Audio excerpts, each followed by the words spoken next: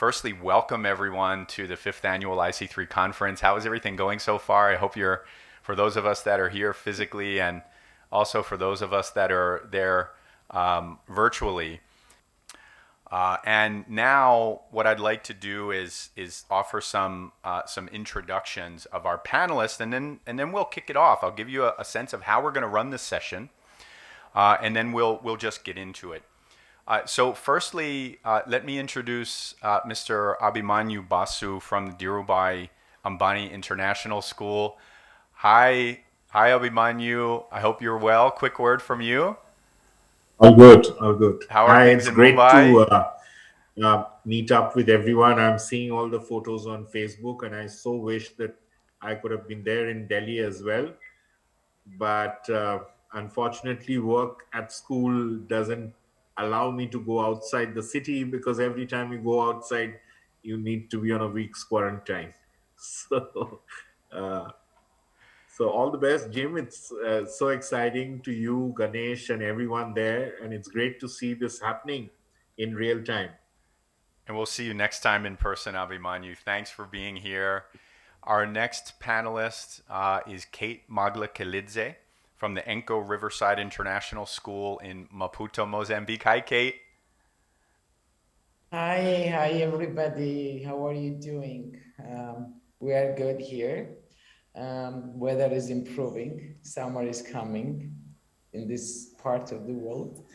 So happy to see the audience there and happy to see all the panelists. So hope to have the good session today. Thanks a lot, Kate. Thanks for joining from Mozambique. And Sudarshana Shukla, welcome also from Mumbai and the Cathedral and John Connon School. Thanks for joining this panel again for the second round, Sudarshana.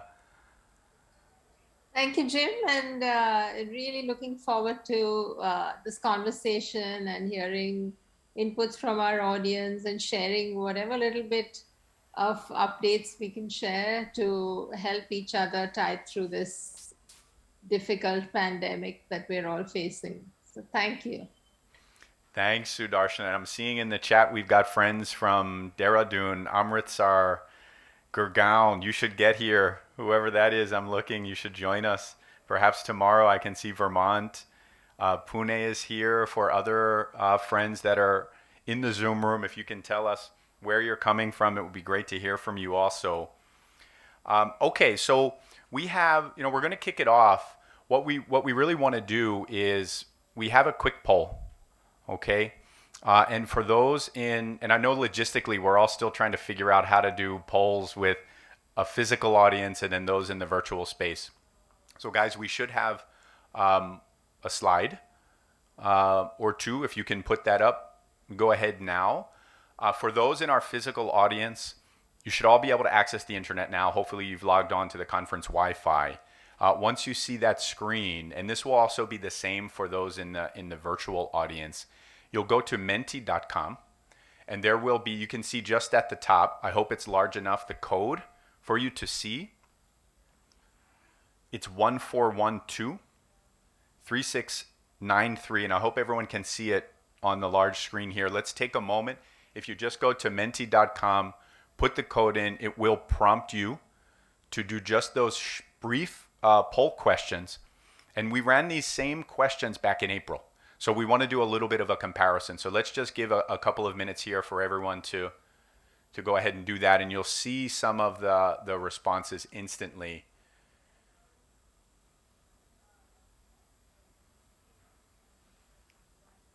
So the first question that we have here, and Sandeep, are all of these questions on the same poll? So we'll just funnel through this? Okay. So the first question that we have is, what is the current status of instruction at your school? Is it completely in person, completely virtual, or is it a mix of hybrid? All right, this is the first question. All right, good. So we're seeing responses come in from in person and also virtual. Let's keep it coming. Give it another 20, 30 seconds and really try to get as many responses as we can so we can learn and really just observe what's happening around the world. All right, so as we do this, I think not surprisingly, what we're seeing now is predominantly hybrid. a hybrid model, but we're still seeing about a quarter of participant schools are completely virtual, and then 13% at least right now are completely in person. All right, so actually let's move to the next one. So if we can kind of make a mental note, I don't know if I'm not noting these specifically, but we'll just do some general comparisons. All right, so here's the next question. In what manner are you instructing virtual lessons in classes? So for those 13% who are only in person, this may not apply to you, but I think even those that are there, you're probably still doing some virtual engagement. But in what manner are you instructing virtual lessons or classes? In a synchronous manner, meaning all students are engaged in learning activities at the same time? Is it asynchronous learning, right, where students are engaged on their own time? Or is it really a mixture? Okay, and that looks like the predominant piece now. And I think this is something will be important to have some discussion on, the synchronous and asynchronous piece throughout this session. Okay, let's give it another few seconds here.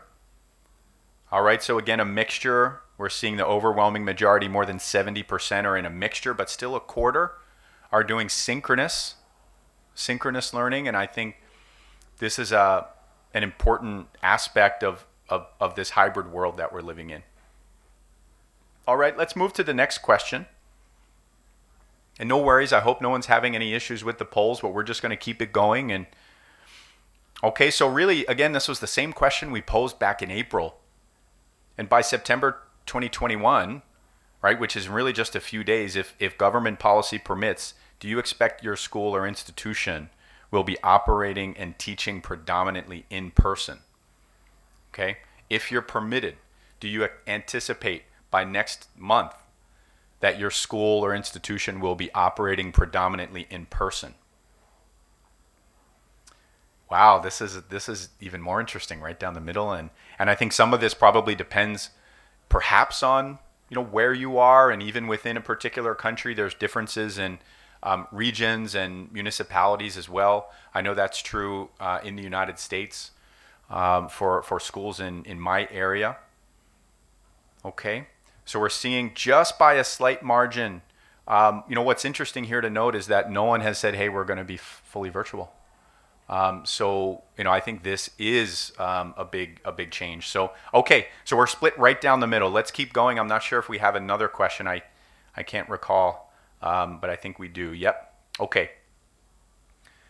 Since the start of the pandemic, have you dedicated more or less time each day to professional duties and work? I figured we might get some laughter. At that time, well, let's just see what we get, right? Part of this discussion, and as we were building this was also really around health and well-being, not just of students, but also of administrators, of staff, the toll that this has taken on, everyone. Okay. So I want to know the 13%, how we can get into that realm. That would be nice. I think maybe we'll spend the rest of the session focused on those people, and you can advise us. So I think that was the last question, but let's go ahead and in case I'm wrong, let's go ahead and move forward. That was the last question. Okay, so we should now have some slides that will show a comparison of these same questions from April, and we'll just look at it quickly. Right, so we'll give the team just a moment to get that up, and all right, and if we can just spotlight that slide, take the time, and we'll do a quick comparison, and then we'll commence with the discussion.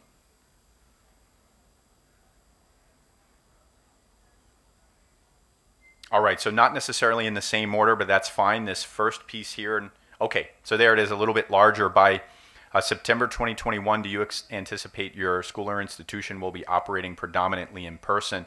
You can see that, again, that was pretty much split right down the middle. You're seeing hard numbers here, not percentages, but that was split fairly evenly between predominantly in person and a balanced session. So next slide, please. All right, so here we have a couple of the questions, and you can see we can just start right at the top. I think the same is true, right? For that balance, I think balance is probably an area that we need some work in as an education community. And this last question actually didn't make it to the poll, but we wanted to see how relationships have been affected, and at that time, and actually I'll pose that now, and I think those can just chime in the Zoom room. But for those here, how many of us, in terms of when you're thinking about your relationships with colleagues and coworkers, how they've been affected over the last year and a half by the pandemic situation, largely virtual engagements, how many feel less connected than they did before? Okay. How many have become closer, more connected? Okay. Just by a show of hands. And I'm also just looking here, monitoring a little bit here in the chat. Please feel free to put that in there, and I'll bring in the virtual audience as well. And then how many feel it's more or less the same? Your professional relationships have not been affected. Okay, so a little bit of a mix. Actually, more have said they've become a little bit more close. And perhaps that's something we can dig into a little bit more. All right, so there's the foundation for our discussion today. So what I would like to do now is turn it to our panelists, and we're going to invite, starting with Abhimanyu. We've asked just to take 4 or 5 minutes with each panelist. Give us an update as to what's happening at school, and specifically, where modes of learning are. What about staff and teacher training and preparation? Any comparison, reflections that you have from our discussion back in April, which is now, almost 5 months back. Abhimanyu, will turn it over to you. Yeah. So thanks, Jim, and thanks for this poll's interesting data, which is coming through. I think I was particularly interested. I thought 100% would say that they have spent more time, but the truth of the matter is educators around the world has really pulled up and ensured that continuity of learning was a priority over this last 15 or 16 months since schools closed down. So, as you know, I'm in Mumbai, and as of now, how things stand, the government has not allowed schools to open here, except for the fact that there are permissions for the embassy schools. So there are 4 or 5 embassy schools which are here, including my absolute next door neighbor, the American School of Bombay, and the French school, the German school, and I think one more, who are open in Mumbai. But other than that, everyone is closed. So instruction is completely virtual at this point. And yeah, I think we are all sort of itching to get back to school campus. The students are particularly, extremely looking forward to get back to the campus. And but unfortunately, I think the hands are tied. Until and unless you have permission, you cannot. I think where we started last year was the beginning, but where we are today is at a matured space in terms of both the teaching and learning, assessment, as well as everything else. So over the last year, the school life continued as normal, as much as it could, and there were certain aspects which couldn't happen online, for which, like conducting experiments and stuff like that, which we had to reach those materials to the students' homes so that they could conduct them. Because as we went along through an academic year where the various components had to be completed, there was a time where this had to be done, and that was the way that it sort of went along, which was interesting. And I think leaving the fact for a time in February and March, which was for about 6 weeks, when we had some of those Cambridge examinations during the February-March session and mock examinations, the rest of us, we were pretty much closed for this 16 months. So I think one of the things that we are looking at, all of us eagerly, and there is a sort of dialogue which is on at this point of time between the schools and the government, I think, where everyone is talking about the whole aspect of learning loss and, etc., etc. So I'm really feeling jealous of my colleagues in Delhi and in Bangalore and everywhere else where schools have opened today. And I hope that we can actually get back to schools as well. But what I get to hear, I think there's a lot of anxiousness in terms of a third wave, etc. And they do not foresee that happening until the end of October. That is the status. Thanks, Jim. Thanks, Abhimanyu. Let's go to Kate now in Mozambique. What's happening specifically at Enco Riverside International, and maybe some observations, what you've seen in Maputo itself. Oh, greetings, everybody. Pretty much the same story. Since spring, we have been open, but with some restrictions and some regulations and policies. But then again in July, sometimes in the mid of July, from the 17th of July, we're still closed as schools. So right now, all the classes are happening completely online. Only exams are allowed to take place at school. So what we do personally at Enco Riverside right now, we think that like everybody says, going back to normal all the way, it's not around the corner. It's not that soon. And there are lots of measures, probably these hygiene measures that will stay for us for a long time. So we cannot sit and wait what happens. So I'm not sure about the premises and facilities, because there are schools who have like a huge rooms and huge facilities. In our case, this is not the story here. We do have this little bit limited space because we're in a very central area of the city. And we decided, so whatever happens in the future, we are going to implement very well trained and developed blended learning model. So what happens currently, we implemented all these like Canvas or other platforms that are helping our students and the teachers to organize their teaching and learning. And those platforms will gonna stay with us probably for a long time. It's not a temporary solution. Right now, we're thinking how to approach and address temporary difficulties, but also to think about future, what's going to be next. So also there is a good news about the blended learning So with our school premises and facilities, whatever capacity we had, we can increase the capacity right now, because there will be mixture of virtual and face-to-face engagement of the students and teachers together. So this is mainly what happens here.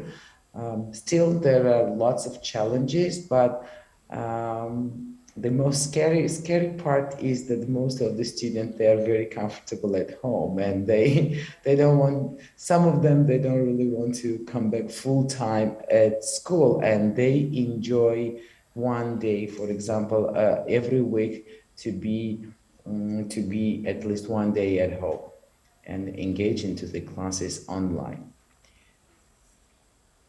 Thank you, Jim. Okay, thanks a lot, Kate, for that update. Sudarshana, what's happening at the Cathedral and John Connon School? Yeah, I think most of what Abhimanyu covered is similar, because we're in the same city, that we have regulations that we're following. But only to add a couple of examples of what we've done from the last conversation we had about this topic to now. Earlier, when we started in March of 2020, we thought it's going to get over in 3 months, 6 months, and it went on, and the whole year went by very quickly. And to think back, the current 11th graders actually haven't been on the school premises at all to learn, for all of us. And that's scary because in the next 6 months, they're going to be out of school, not having seen the doors of the school from the academic perspective. And we realized this year when we started the new term that we needed to make a change and we needed to make a shift in order to make sure we are, sharing in equal opportunities with students so that their mental health is preserved. And we realized that a lot of students were undergoing, changes in mental health issues as they went on from 11th through 12th. And so, and Mr. Vineet Gupta mentioned it in his talk this morning about how social interactions were so important. And what we did at our school very recently, actually just a month ago, was brought in students in grade 11 to school, about 30 kids every day for 3 days in a row, 4 days in a row, where all they did in the evening from 3:30 to 6:30 was social interactions. So they bonded with their teachers, they had circle time, they played in the quad, they interacted with each other. It was just a social gathering. They did nothing to do with that. This had nothing to do with academics, even with the teachers present. And we thought this was a good way even to integrate the students who had joined Cathedral in grade 11, for them to even get the vibe of what the school is all about. So we started with that. Then this year we've had 3 events already, which have been virtual. One is debates, one is elocution, and one is inter-house dramatics. And our Cathedral Model United Nations is happening this weekend. So we are offering online platforms where students can engage in non-academic activities, which were a very, very unique reason why they joined Cathedral for not only for academics, but also to develop as a person.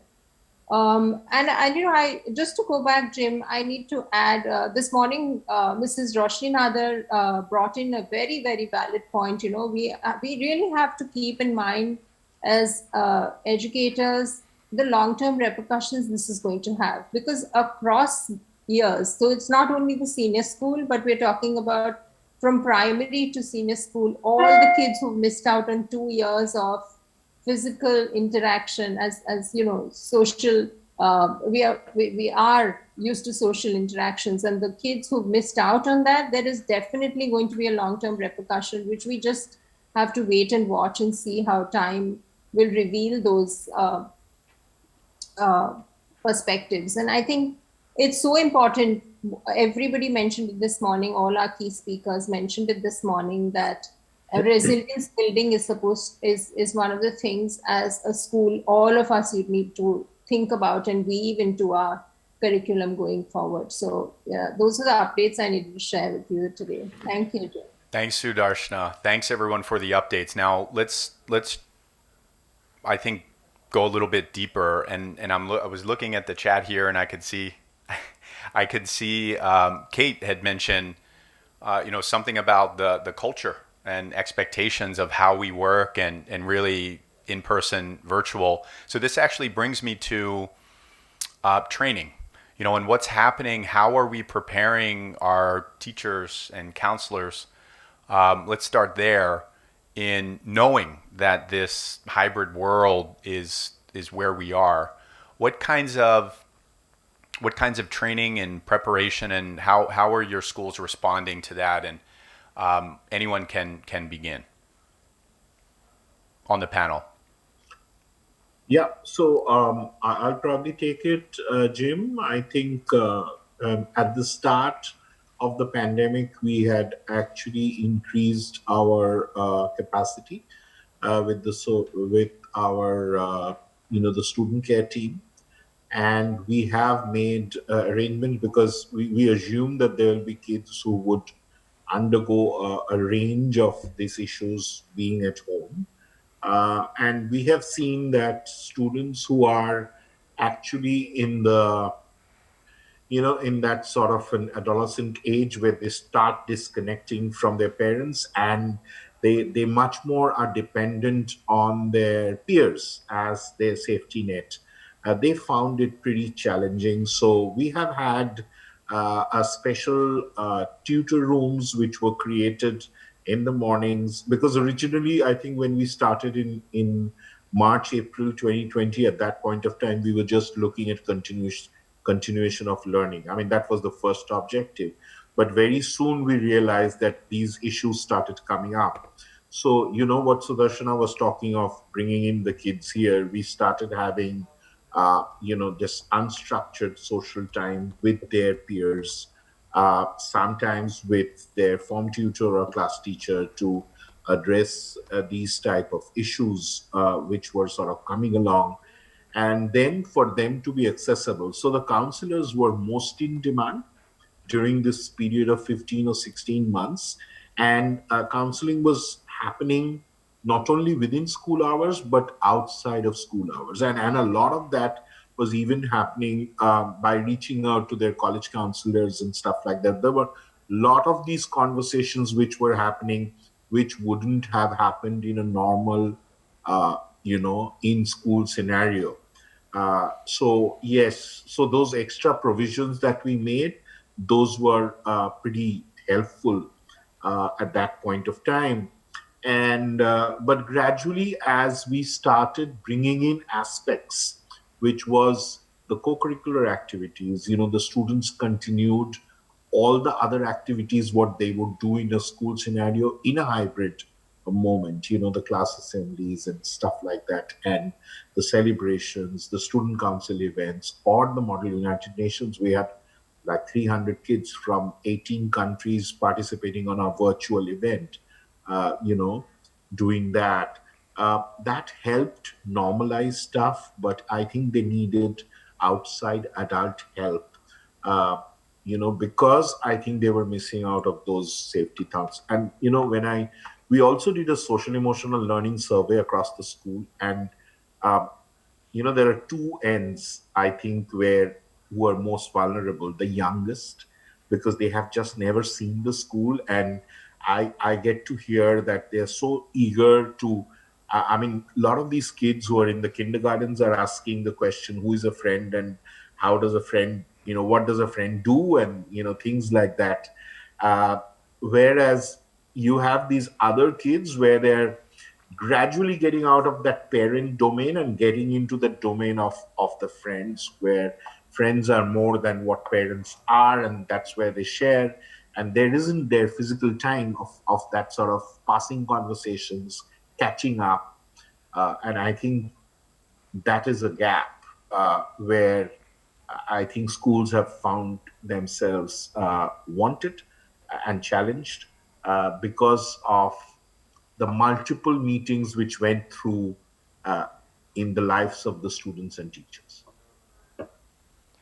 Thanks, Abhimanyu. Kate, Sudarshana, anything to add on training? Yeah, Jim, thank you. So we're talking about switching and blended learning, or synchronous or asynchronous. I think that was the key challenge that we figured out. That was the one problem is to get and install and provide the digital platforms, but another is how to make the best out of them. So how to make sure that everybody, teachers, students, and their parents, they use it and they find it useful, because right now all these platforms, they have many features. So especially like teachers who were not using it in a so like a regularly in a daily basis, they need to find out. So find out what is the best way to use it, and why we should use it, why just not the Zoom interaction would be, or any kind of online interaction would not be enough for it. So we started there. So despite the fact that we got this platform, that we started with the training. What is the platform and what features does it have? And each feature, why they are used and how they are used. We had this training with the students as well. So the students know how to use, how to communicate, give feedback, access material.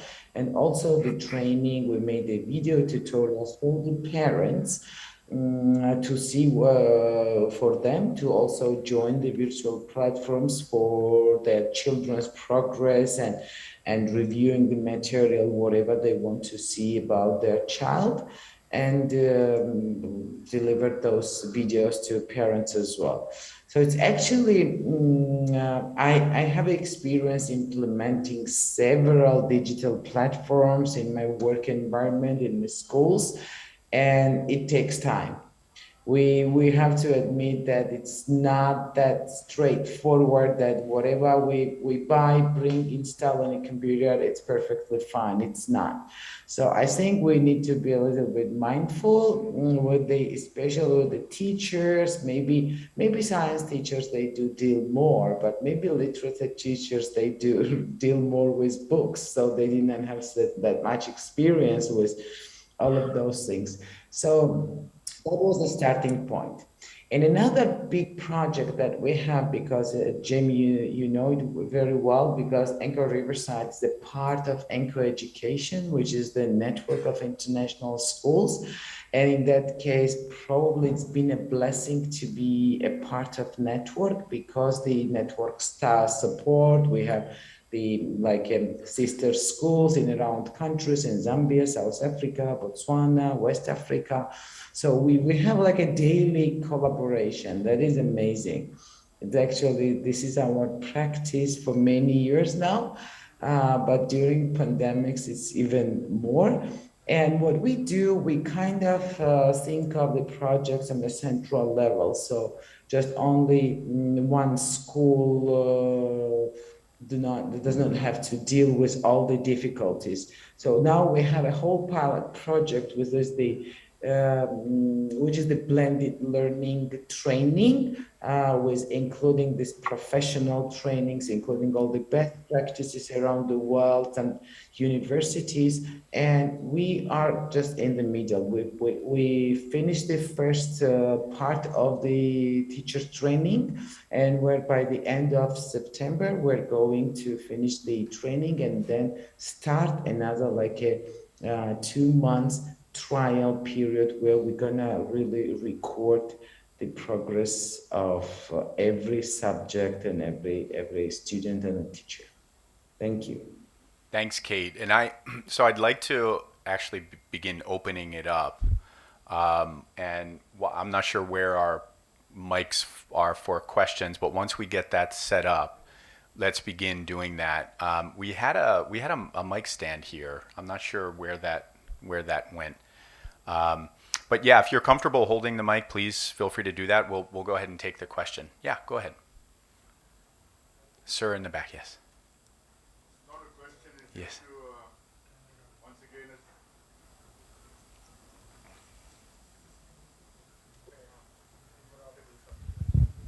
Hello. it's just to share, there were 2 points what Abhimanyu was saying about his heart going out to little kids who are not being able to come to school. No, they've never met their teachers, they've never met their classmates physically. I'd just like to share what we did. Yes, they didn't allow them to come to school, but they never stopped them from meeting outside. So we organized a nature walk outside, class-wise. We organized a fancy dress competition in an open park where they came and they met. So we did things like that. We organized a pink day where all the little ones of 1 and 2 came dressed up in pink very happily. They met their classmates, they met their class teachers.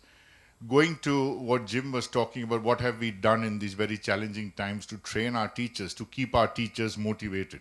Well, we did 2 things, which I'm sharing so that we could all learn from each other.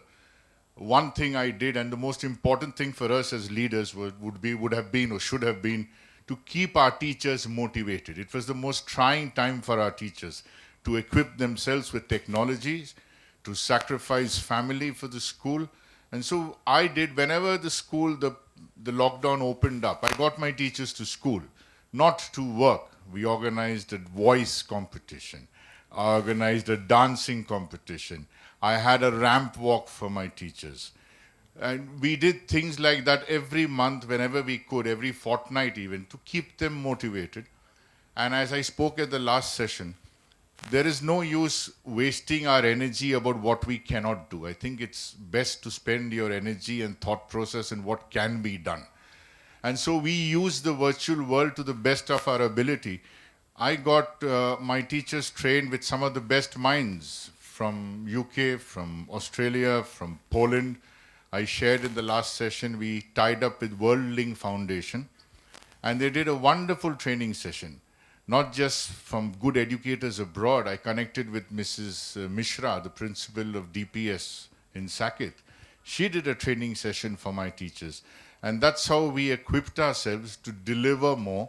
And we made sure, as the virtual world is difficult for kids to study for a long time. So it was a clear training where teachers could not instruct for more than 15-20 minutes, and it had to be activity-based teaching right through for all of them. I also shared in the last session, some of you may be overhearing me, but I see many here who were not there. We used the situation to the best we could for the children.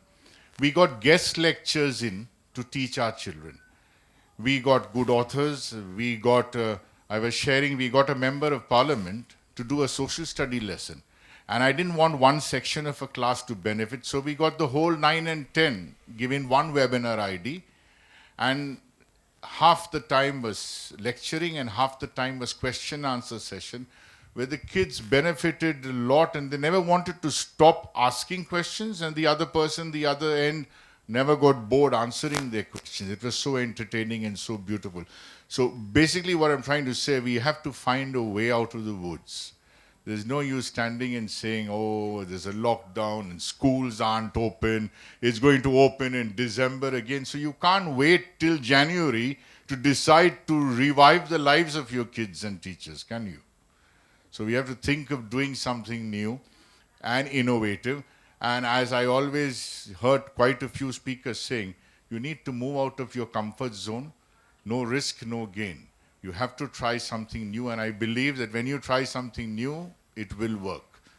If you're focused, it will work. And hence here we are in the hybrid. If you could just introduce yourself, I'm, share a little, I'm for Michael everyone. Angelo Michael De Cruz, principal of Stepping Stones High School, Aurangabad. Welcome, welcome, thank you. Thank you, Mr. De Cruz, Okay. Other questions, and I'm seeing here, Ajay had mentioned in the chat that actually the pandemic has given an opportunity for teachers to reskill, upskill, to learn, and there were some other notes there as well. But we'll take some questions, and while you're thinking about that, I'll pose another one to our panel. And this is, also what I have two little kids at home, two little boys, and Abhimanyu, what you had mentioned. Is actually very striking to me. I mean, what is a friend, right? In this, and I'm going to draw this out, not necessarily to the students, but to our, going a little bit, on this line is, what about the health and well-being of staff, of teachers? If you can share some perspectives, what you've seen, and especially solutions, I think that would probably be really helpful for our school leaders, counselors, teachers, university leaders joining us. And Sudarshana, I'm calling you. I don't know if you want to take that one, but we haven't heard from you in a little bit. I think that would be good. Sure, absolutely. So the way we wove the resilience building or excitement, momentum, to make sure that we kept going with our staff was we had a lot of interactions, icebreakers, not only within the faculty members, but across the world. So we would do sessions with people across different time zones where our teachers had an option to log in and share what they were going through. and some of the training that they went through during this time, which was quite an unstructured interaction, was how do you build happiness or weave happiness in your lesson day to day with the students in class, whether you're a primary teacher or whether you're a middle schooler or a senior school teacher. I think that component, while we did that in person, was because we were on this track that we had limited number of periods to teach or number of hours to teach within the day, was kind of getting lost because the teachers were and the students were both in a kind of a momentum to complete curricula. But then when they started bringing in real life examples and practical examples, um, and moments where the teachers could bring in emotional social learning even in a math class. So we started doing integrated learning approach, interdisciplinary learning approaches, where a history teacher and a math teacher would co-teach a class, just to bring that diversity in the classroom of approached learning. And this could happen only because we were virtual. I see that have not with very not happening very easily if we were actually there in person. So I think that worked really well across curricula as well. So not only the national curriculum sticking together, but the international and national curricula teachers integrating classes and helping each other and the students out. So that worked really well too. Thank you, Sudarshan. And I want to invite any of our participants and friends who are joining virtually. You can feel free to go ahead and just jump in, ask a question. If you want to raise your hand, we'll bring you in, and we'd love to hear from you, not just in the chat, but we'd love to see your face and hear your voices as well. We really only have about 3 minutes left in this session, and it's zoomed by. I think we've just again scratched the surface of all of the issues that that we're presented with right now. Yes, please. So my question. And if you could introduce yourself for Hi, the I'm audience. Yes. I'm Rekha Krishnan. Yes, Ms. And I'm Krishna. from Basant Valley School. My question is that we all represent a certain kind of school in the country. All of us, whether we are in the country or even in the world rather, because we have people from across the world, and we have Jim who's come from the US.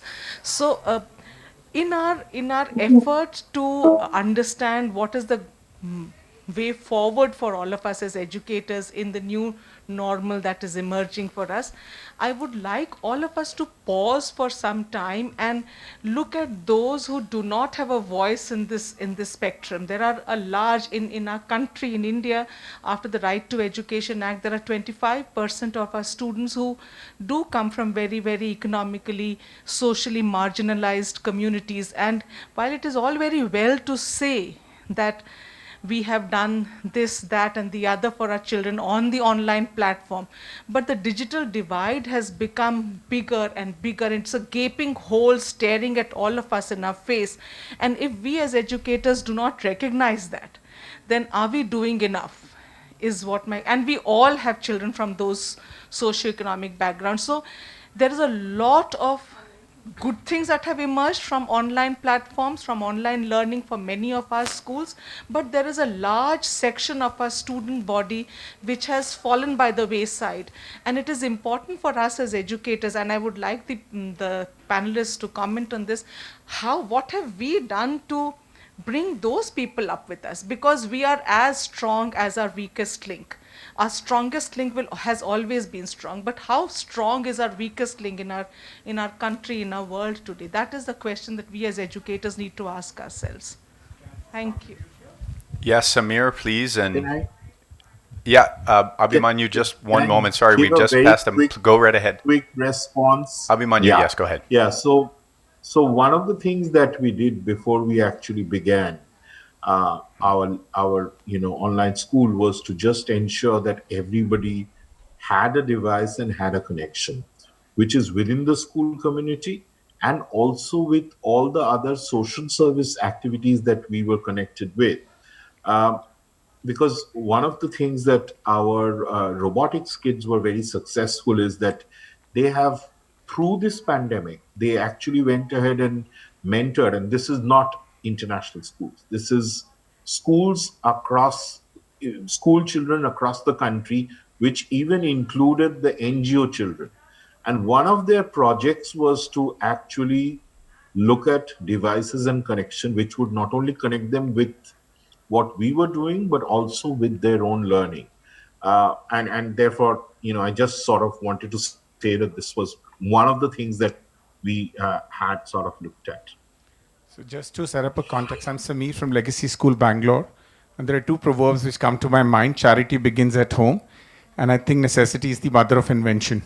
So what we did was, we have a now social initiative by school. We're not a very large school, just about 700, just about 11-year-old.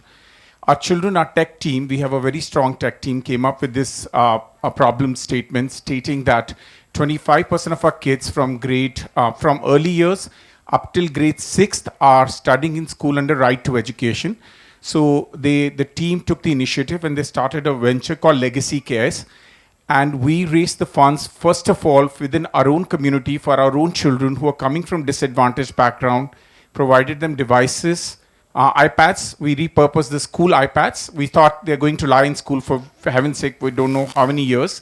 We bought the internet connections and and within the children who are coming from that section of the society, we also did a survey, telephonic survey, to make sure that how many of them genuinely needed it and how many of them still have an access, because again, there are gray areas.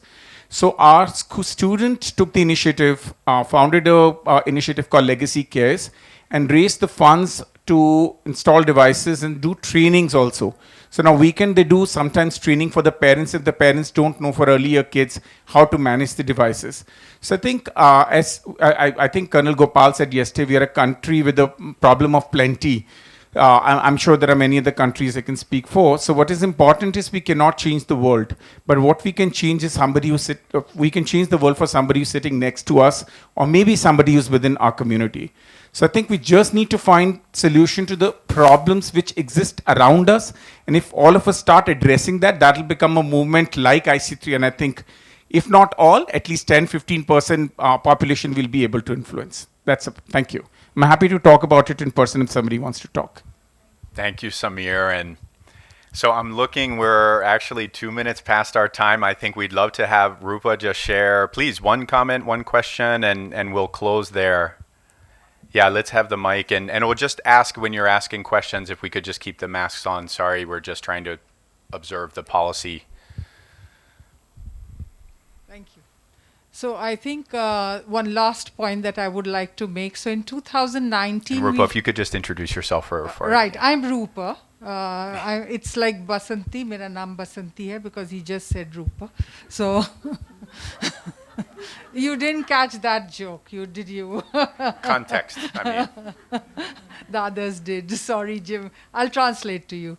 So we had started VUCA in 2019. And it was so, it was like a clairvoyant situation because we had this 2020, we come up with pandemic, and then we turned it into a design thinking form. And with the VUCA and the design thinking, they did the projects and then used it to identify problems, to solve it, and go ahead and do a lot of projects. You gave me a minute and I'm just winding up. I could have gone on and on. Thank you so much. Thank you, Rupa. Okay, so I want to, while we're here, and again, I hope this discussion is allowing us to connect on some of these topics, and there were some solutions that were presented. I'm glad that we spent some time focusing a little bit on training and health and well-being of teachers and staff, not just students as well. Of course, that's primary.